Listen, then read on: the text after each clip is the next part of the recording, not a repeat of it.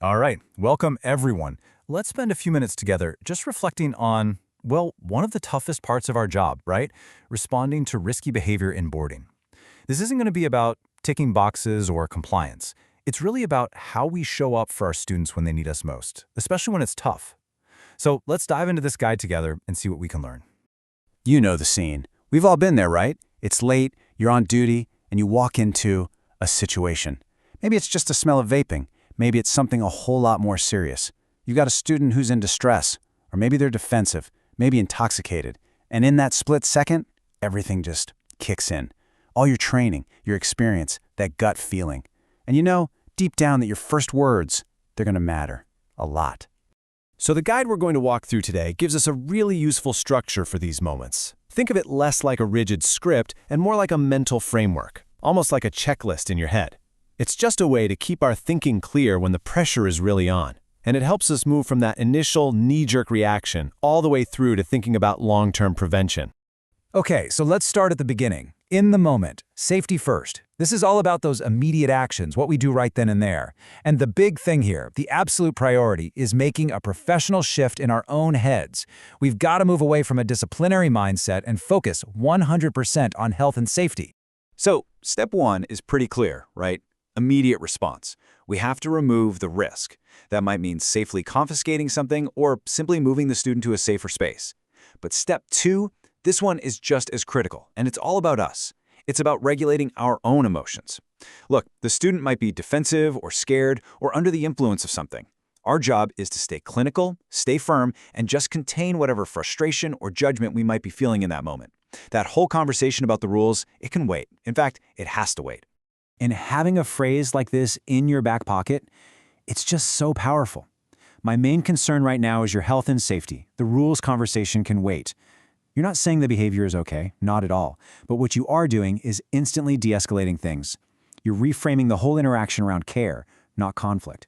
It's a huge signal that says, I see you, and right now, your well-being is my #1 priority. And this slide just lays it out so clearly, doesn't it? The difference between what helps and what harms. Over here, on the helpful side, you've got language and actions that build trust and keep everyone safe. But on the other side, well, those are the pitfalls we can all fall into, right? Getting dragged into a power struggle, maybe ignoring those little warning signs, or, and this is a big one, trying to handle it all by yourself. And that last point is so important. Calling a colleague for backup isn't a sign of weakness. It's absolutely a sign of professional strength. Okay, so once the immediate fire is out, once the situation is secure, our role really shifts. We get to move from the what, the actual behavior we sought, to the why. This is where we put on our safeguarding hats and start that process of professional inquiry. We start digging beneath the surface. And honestly, this is the question that sits at the very heart of everything. Is what we're looking at just experimentation? Or could it be exploitation? Is this just typical teenage stuff, happening with their friends? Or is it a sign of something much, much deeper and potentially much more dangerous? So putting on that safeguarding lens means we have to seriously consider these possibilities. We have to ask, could this be linked to exploitation? Things like child criminal exploitation, CCE, or child sexual exploitation, CSE. The guide makes a really clear point that substance misuse and unsafe relationships can absolutely be tied to these things. It's such a crucial reframing. The behavior itself isn't the problem, it's a signal of the problem, and our job is to try and figure out what that signal is telling us.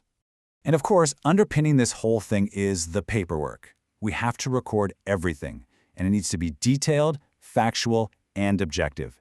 Every little detail matters.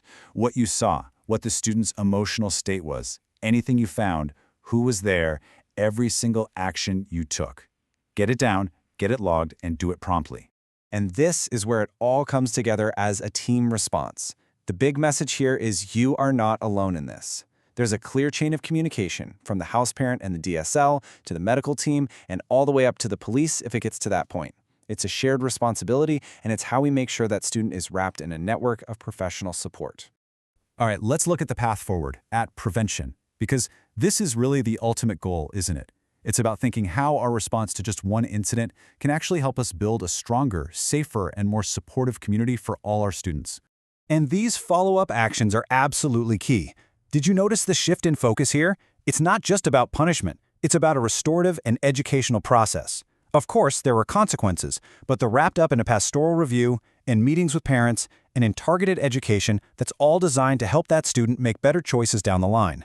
And this might be the single most important takeaway from this whole guide. Policies are crucial. Education is essential, of course, but the most powerful preventative strategy we have, it's the strong relationships we build with our students. Simple as that. So a really preventative culture is built on these 4 pillars. It's about proactive and honest education on the risks. It's about being vigilant and noticing those small, low-level signs. And most of all, it's about building that foundation of trust, creating an environment where a student actually feels safe enough to come to us with a worry before it blows up into a crisis. Okay, so after all that, it really boils down to one final core question for us. This is the one to take away with you, the one to think about after a long duty, or to bring up in your next team meeting. It's the question that brings all this theory crashing right back into our day-to-day practice.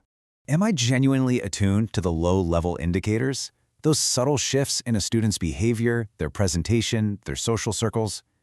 Am I paying close enough attention to really notice the small things before they become big things? That's really the question we're sitting with. Thanks so much for joining me.